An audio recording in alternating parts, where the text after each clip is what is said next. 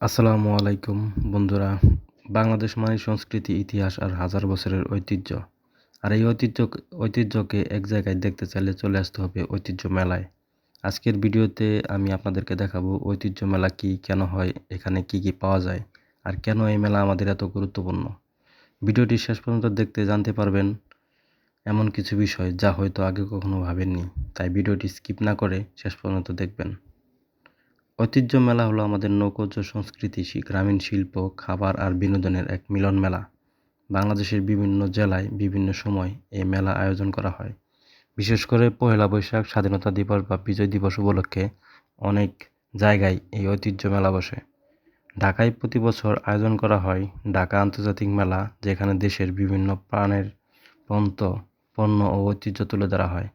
আবার গ্রামাঞ্চলের অনেক জায়গায় পৌষ সংক্রান্তির সময় ছোট ছোট ঐতিহ্য মেলা বসে, যেখানে গ্রামের মানুষ আনন্দে মেতে ওঠে। ঐতিহ্য মেলার সবচেয়ে আকর্ষণীয় অংশ হলো আমাদের লোকজ হস্তশিল্প। এখানে পাওয়া যায় নকশিকাঁথা, মাটির পাত্র, বাঁশ ও বেতের তৈরি বিভিন্ন জিনিস, পুতুল, শীতলপাটি ও হাতে বানানো গহনা। এই নকশিকাঁথা শুধু কাপড় নয়, এটি আমাদের গ্রামীণ নারীদের পরিশ্রম আর সৃজনশীলতার প্রতীক। মাটির তৈরি হাঁড়ি, পাতিল ও শোপিস আমাদের শিকড়ের কথা মনে করিয়ে দেয়। এই মেলাগুলো না থাকলে হয়তো একদিন এই শিল্পগুলো হারিয়ে যেত। মেলায় এসে যদি পিঠা না খান, তাহলে যেন এই মেলায় আসাই বৃথা। এখানে পাওয়া যায় ভাপা পিঠা, চিতই পিঠা, পাটিসাপটা ও যা শীতকালে বিশেষ জনপ্রিয়। আরও আছে ফুচকা, ঝালমুড়ি, চটপটি, যা ছোট বড় সবাই পছন্দ করে। আর বাচ্চাদের জন্য থাকে নাগরদোলা, খেলনা আর রঙিন বেলুন। এই খাবার আর আনন্দই মেলাকে করে তোলে আরও প্রাণবন্ত। ঐতিহ্য মেলার আরেকটি গুরুত্বপূর্ণ অংশ হলো সাংস্কৃতিক অনুষ্ঠান। এখানে লাঠি খেলা, জারি গান, পালা গান, বিশেষ করে বাউল সঙ্গীতও পরিবেশিত হয়। যখন বাউল শিল্পীরা মঞ্চে গান শুরু করেন, পুরো পরিবেশটাই বদলে যায়।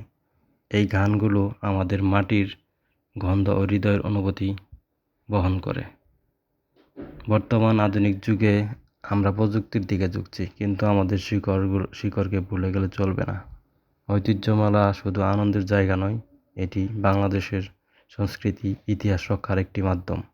এই মেলার মাধ্যমে স্থানীয় শিল্পীরা তাদের তৈরি পণ্য বিক্রি করার সুযোগ পান এবং নতুন প্রজন্ম আমাদের সংস্কৃতি সম্পর্কে জানতে পারে। তো বন্ধুরা, এটাই ছিল বাংলাদেশের ঐতিহ্য মেলার গল্প। আমাদের এলাকায় কি ঐতিহ্য মেলা হয়, কমেন্টে অবশ্যই জানাবেন। ভিডিওটি ভালো লাগলে লাইক দেন, শেয়ার করুন এবং আমাদের পেজটি অবশ্যই ফলো করবেন। আল্লাহ হাফেজ। আবার দেখা হবে নতুন কোনো ভিডিওতে।